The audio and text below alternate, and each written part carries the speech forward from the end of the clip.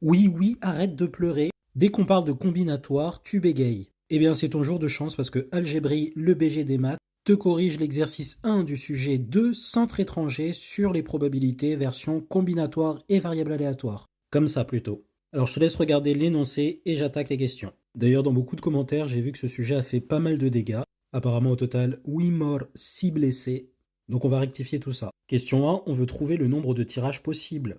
Ne paniquez pas, c'est très simple. On a des jetons numérotés de 1 à 8, indiscernables au toucher. Et quand on prend dans le sac opaque, on n'a du coup aucune raison d'en privilégier un qu'un autre. Ça signifie, dit autrement, qu'il y a équiprobabilité.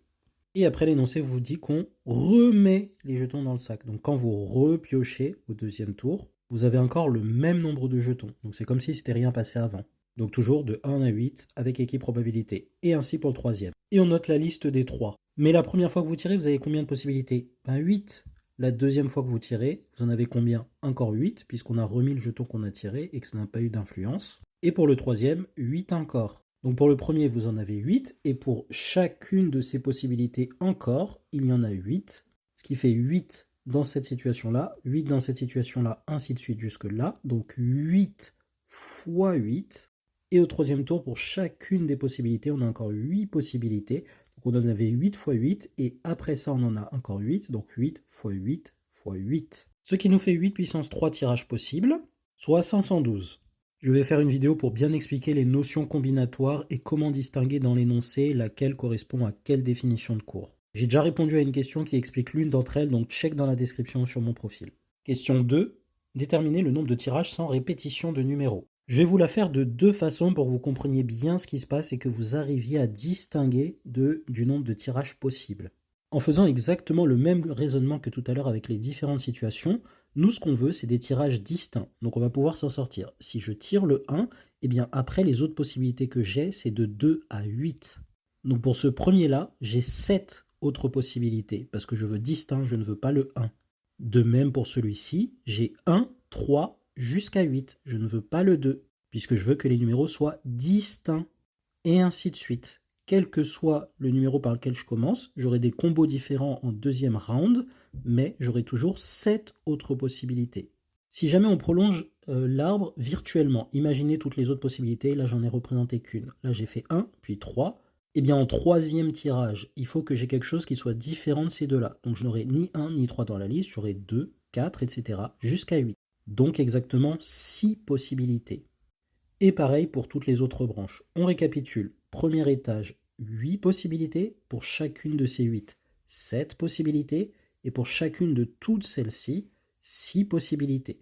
Donc au total, des tirages qui vérifient la condition que les numéros sont tous distincts, il y en a ce nombre-là, 8 fois 7 fois 6, soit 336.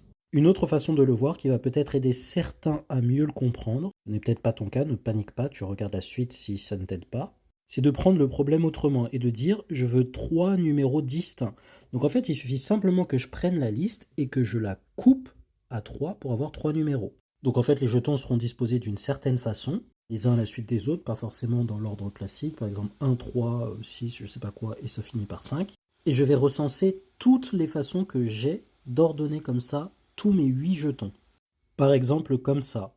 Donc ça va nous donner une liste très très longue que je ne vais évidemment pas faire en entier.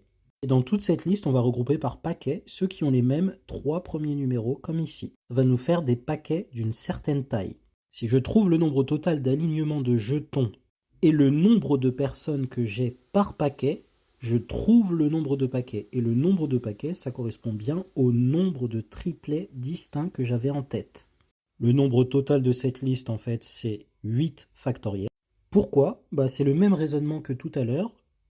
Pour faire une liste, donc ici je ne parle pas de prendre les jetons, je parle juste simplement de faire une liste des jetons. Vous avez un numéro, pour le numéro suivant 7 possibilités, le numéro suivant 6, et ainsi de suite jusqu'à la fin, ce qui vous fait ce nombre total de possibilités. Et donc des listes avec tous les jetons, il y en a bien au total 8 factoriels. Mais comme on a dit, on regroupe par paquet celles qui commencent par les 3 mêmes numéros. Et question, dans chacun de ces paquets, combien j'ai de listes? Eh bien, une fois que les 3 premiers numéros sont fixés, bien vu qu'on en a déjà choisi 3, il ne nous en reste que 5. Et pour chacun du même paquet, dans ces 5 choix, bien, je vais faire d'abord un choix, 5 possibilités, puis le suivant 4, 3, 2, 1, ainsi de suite. Donc chaque paquet va contenir 5 factoriels list, puisque ça se résume au choix des 5 derniers numéros. J'ai donc 8 factoriels list au total. J'ai plein de petits paquets qui ont chacun 5 factoriels éléments. Donc je peux en déduire le nombre de paquets qui va correspondre du coup au nombre de listes comme ça, à 3 éléments et distincts. C'est 8 factoriels sur 5 factoriels. Voilà une façon de visualiser d'où vient cette formule que vous avez vue en cours. Alors oui, c'est plus pénible que l'autre, mais c'est une autre façon de voir les choses et ça explique ce qu'est un arrangement avec cette définition. Voilà, pour ça, c'était la question de A. De B, on veut le nombre de tirages contenant au moins une répétition. En contenir au moins une, c'est le contraire de ne pas en avoir du tout. Mais à la question précédente, on a compté les tirages qui n'ont pas de répétition. Et de plus, on sait d'après la question 1 le nombre de tirages total. Donc celles qui ont au moins une répétition, c'est le nombre de tirages total moins le nombre de tirages qui n'ont aucune répétition. Soit 512 moins 336, qui nous fait 176. Question 3, on a introduit 3 variables aléatoires. Et comme le tirage était sans remise, les VA sont indépendantes. Même si on ne l'avait pas précisé, vous auriez pu le déduire, vu que on fait une remise, pardon, j'ai dit sans remise. C'est que quand on tire la deuxième fois, c'est indépendant de la première. Quand on tire la troisième fois, c'est indépendant de la deuxième et de la première. Donc on veut la loi de probabilité de la VA x1, c'est-à-dire le tableau qui nous donne toutes les valeurs possibles de x1, mais aussi les probabilités associées à chacune d'elles. x1, c'est la VA qui renvoie simplement le numéro du jeton que vous piochez. Donc les valeurs possibles de x1, c'est 1 à 8.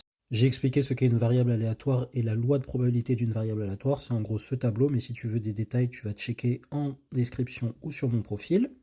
Les probabilités que cette variable aléatoire x1 soit égale à chacune des valeurs petit xi, c'est tout simplement 1 sur 8. Pourquoi? Parce qu'on est en situation d'équiprobabilité. Ça, il faut le mentionner. Pourquoi? Parce que les jetons sont indiscernables au toucher. Donc vous avez un exemple d'exercice qui vous montre qu'il faut maîtriser les variables aléatoires de manière générale et pas juste les variables aléatoires qui suivent des lois connues comme binomial ou Bernoulli.